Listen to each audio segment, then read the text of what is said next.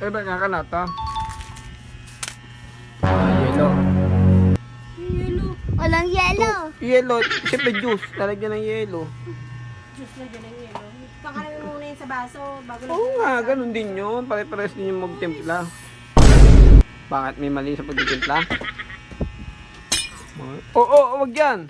Grabe ka naman. Tara na, lag na tayo. Lag tayo ha. Lag tayo. Init-init. Ano oras tayo magbablog? Mamaya pag hindi na mainit. Eh, na naman eh.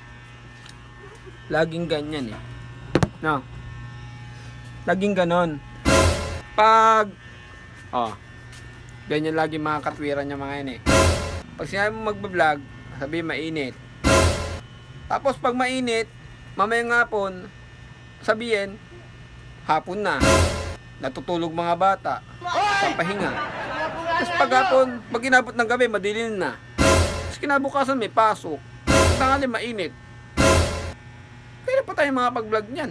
Ang ganyan. Ang daming katwiran.